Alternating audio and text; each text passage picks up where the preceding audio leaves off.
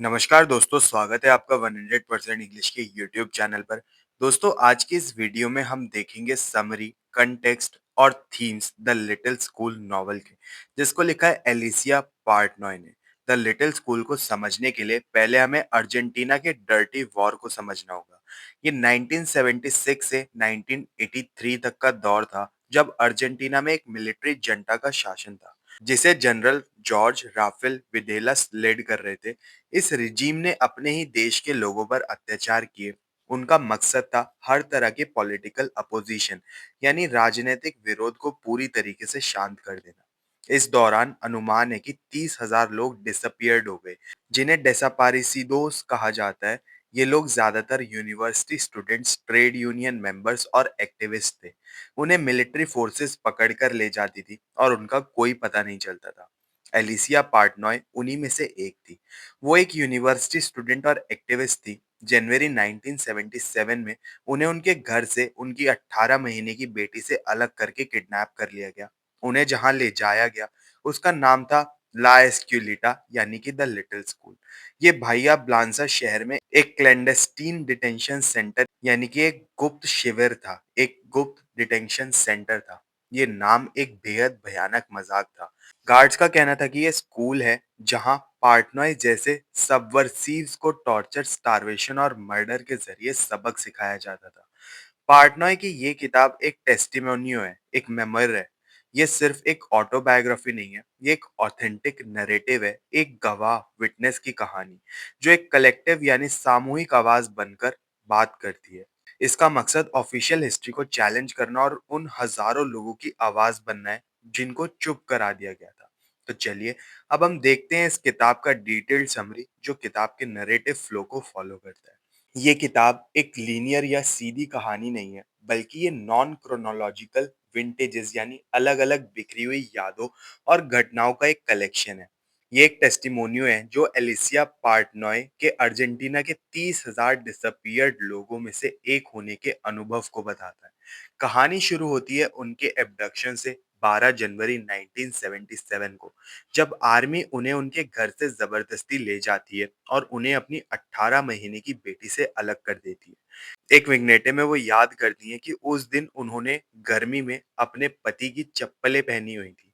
उन्हें the little school नाम के कंसंट्रेशन कैंप में ले जाया जाता है। ये नाम एक भयानक मजाक था, क्योंकि जैसा कि मैंने पहले बताया, गार्ड्स कहते हैं कि ये एक पॉलिटिकल कैदियों को सबक सिखाए जाने का जरिया था।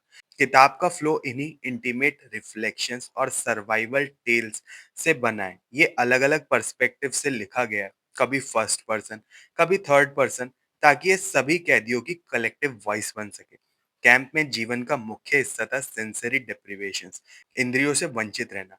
कैदियों को हमेशा ब्लाइंड फोल्डेड यानी कि उनकी आंखों पर पट्टी बांधकर रखी जाती थी। किताब का फ्लो छोटी छोटी कहानियों से बनता है। चलिए उनको देखते हैं। सबसे पहले इंपॉर्टेंट है माई नोज यानी कि मेरी नाक। ये रेजिस्टेंस की एक खास कहानी है। पार्टनॉय लिखती हैं कि उनकी नाक, जो उन्हें कभी पसंद नहीं थी, अब उनकी मदद करती थी। उसकी शेप के कारण उनका जो ब्लाइंड फोल्ड था यानी उनकी आंखों के ऊपर जो पट्टी थी वो थोड़ी सी उठी रहती थी, जिससे उन्हें स्मॉल स्लिट्स यानी छोटी दरारों से दुनिया के कुछ हिस्से दिख जाते थे। वो कहती हैं my nose and I have reconciled यानी कि उनकी नाक और उन्होंने सुलह कर लिया।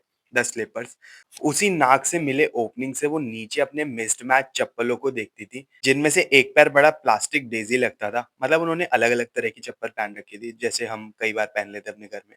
उन्हें ये इतना कॉमिकल लगता था कि वो रिस्क उठाकर अपनी दोस्त को इसके बारे में विस्पर करती थी। ये दिखाता है उनका ह्यूमर के जरिए रेजिस्टेंस। टेलीपैथी, जब कैदियों को आपस में बात करने की इजाजत नहीं थी, तो पार्टनॉय लिखती हैं कि वो टेलीपैथी एक्सपेरिमेंट करते थे। ये एक मेटाफर है उनकी सॉलिडिटरी एकजुटता का, कि वो बिना बोले भी एक दूसरे से जुड़े हुए हैं, एक दूसरे का सहारा बने हुए हैं, अकेलेपन का मुकाबला कर रहे हैं। मेमोरी ऑफ अ डॉटर, ये सबसे हार्ट ब्रेकिंग हिस्सा है। वो अपनी बेटी को याद करती हैं और लिखती हैं, if only I had a picture, but again may be it's better this way. If I cry I crumble. ये उनकी सर्वाइवल स्ट्रैटेजी थी। टूटने से बचने के लिए वो अपनी यादों को कंट्रोल करती थी। द छू छू ट्रेन, ये साइकोलॉजिकल टॉर्चर को दिखाता है। एक गार्ड कैदियों का हाथ पकड़कर छू छू ट्रेन खेलने पर मजबूर करता था और उन्हें छुक छुक ट्रेन चिल्लाने को कहता था। अदर स्मॉल डिटेल्स, छोटी छोटी बातें, पूरी किताब छोटी-छोटी चीज़ों और रेजिस्टेंस से भरी हुई है। जैसे कि टॉर्चर के दौरान एक बचपन का नर्सरी राइम का दिमाग में चलते रहना, एक दोस्त की जैकेट जो मार से बचाती है, उस दोस्त के रिमूव यानी मार दिए जाने के बाद भी एक टूटा हुआ दाँत जो याद दिलाता है कि वो अभी भी पूरी है, या छत से टपकती बारिश की बूंदों को हाथ में पकड़ लेने की share delight. Partner the little school में 3.5 महीने तक जिंदा बचने में कामयाब रही, जिसके बाद उन्हें दूसरी जेलों में ट्रांसफर कर दिया गया। किताब का अंत उनके लिखने के मकसद से होता, वो कहती हैं कि वो लिखती हैं टू पे ट्रिब्यूट टू अ जनरेशन, उस पीढ़ी को ट्रिब्यूट देने के लिए जो सोशल चेंज लाने की कोशिश में खो गई थी। उनका मकसद उन प्रोफेसर्स, जिसका की मतलब सिंबल है ये गार्ड्स का, को हराना था, जो चाहते थे कि कैदी अपनी याददाश्त खो दे, lost the memories of our. तो इस किताब से और खासकर जो हमारे सिलेबस में पेजेस हैं, उनसे हम क्या थीम निकाल सकते हैं? पहला थीम है रेजिस्टेंस का, ये बड़ा थीम है। लेकिन ये सिर्फ फिजिकल रेजिस्टेंस नहीं है, ये साइकोलॉजिकल रेजिस्टेंस है।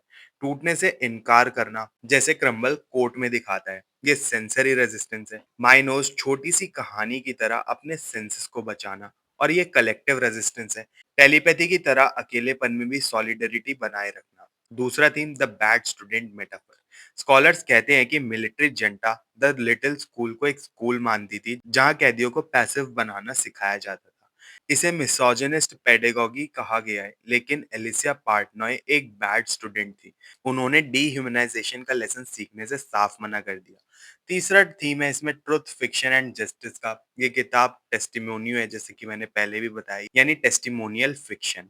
पार्टनर टेलीपैथी जैसे लिटरेरी डिवाइसेस का इस्तेमाल करती हैं एक ज्यादा गहरे ट्रुथ को बयां करने के लिए, जिसे शायद सीधे शब्दों में लिखा ही नहीं जा सकता था। और ये सच इतना ताकतवर था कि पार्टनर की इस किताब को बाद में अर्जेंटीना की ह्यूमन राइट्स ट्रायल में मिलिट्री जंटा के खिलाफ लीगल एविडेंस के तौर पर इस्तेमाल भी किया गया। चौथा थीम है मेमोरी एज सर्वाइवल का। आखिर में ये किताब मेमोरी के बारे में है। पार्टनॉय ने अपने ट्रॉमा को एक हीरोइक सर्वाइवर नैरेटिव में बदल दिया। वो सिर्फ एक विक्टिम बनकर नहीं रह जाती। जैसा कि उन्होंने खुद कहा, my revenge is to survive to tell this story. मेरा बदला जिंदा रहना और इस कहानी को दुनिया को बताना है। द लिटिल स्कूल सिर्फ अर्जेंटीना के अत्याचारों की दास्तान नहीं है, ये इंसानी जज्बे यानी ह्यूमन स्पिरिट के रेजिलियंस, सॉलिडरिटी और रेजिस्टेंस की दास्तान। ये एक कॉशनरी टेल है, एक चेतावनी आने वाली जनरेशंस के लिए।